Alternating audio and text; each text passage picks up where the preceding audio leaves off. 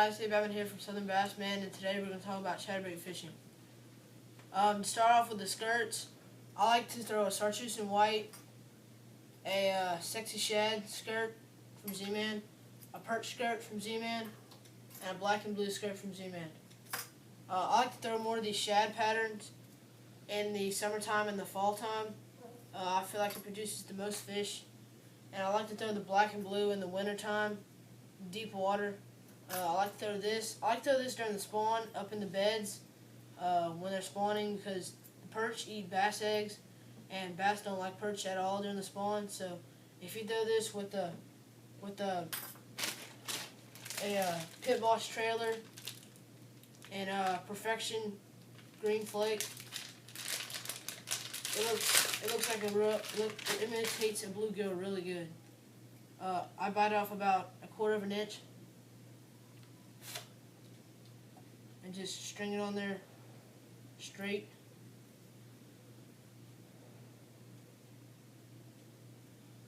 And it has a little spot for the hook to come out of. Pull it out and push it up. Now, if you have a lot of big fish in it and you don't have that many baits, you can glue it sometimes. And sometimes I'll even cut this skirt a little bit to the bottom of the hook, but it looks good right now. And just cast these by the beds and reel them up, and you can even stop them in the beds, and they'll just reaction strike to them. With the black and blue, I like to throw a Lip-Lick and Baitco shad swimmer in black and blue. It has a really wide wobble, but it's not too fast. It's really slow for those lethargic fish in the wintertime. I think black and blue is the best color for the winter. Sometimes I might cut it down some, but I like to thread the whole thing on their hole. Now for the shad ones, I like to throw a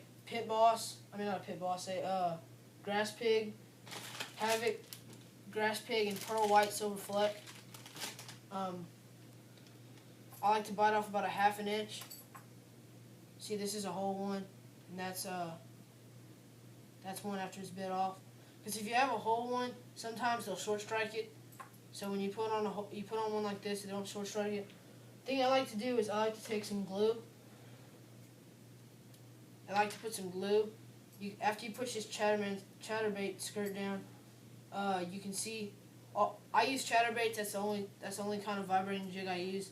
Chatterbaits last the longest, and I think they're intact. Sometimes I change out the swivels. The little clip here, but after a few fish, they might get bent, but they're good. They last pretty long, especially the paint on them.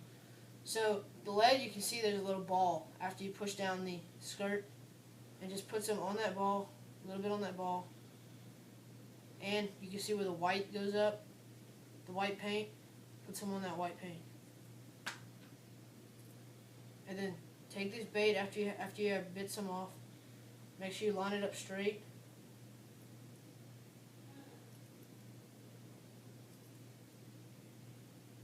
Push it up real straight and make sure it's up there, and hold it. Let it dry like this for a couple minutes so it stays like that. This Grass Pig is really good. It's more of a faster bait. That's why I use it for the summertime. It might be a little bit too fast for the wintertime, but I've never really tried it. These just are my go-to baits during the wintertime. But yeah, I like to throw this in more of clear water with the actual sexy shad skirt. And I like to throw the chartreuse and white in muddy water. Gets their attention. Some of the things I might do to them is I glue the skirts with super glue. This is just like cheap $1 super glue. I might glue the skirts down to the baits, like take it off and glue it, and glue the baits down there. Another thing I do is I change out these clips sometimes, and I bend these. If you take these and you bend them out, sometimes that water gets them and pushes them, and it keeps them from. It doesn't really make them dive, but it keeps them from always going up. Like when you burn it above the grass beds, it doesn't seem to fly up. It still stays low in the water column. So I do that with most of mine in the summertime. Where I fish these where you fish a square bill. Fish them by logs, by rocks, on the edge of weed lines. Fish them like a square bill. You want to cast them out there, bounce them off cover, let them sink. When you hit something, kill it, let it drop. And it looks like a dying bait fish, and they'll just react to it. I get about 50% of my strikes like that. Another thing is, if you get a bluegill colored one, and in the summertime, how they have the grass mats, and they're about that far underneath the surface. Cast it out there, and pull this along. And when you see a little hole, just drop it in there and rip it back out, and they'll react to it just as well too. Most of the time, those are bigger bass.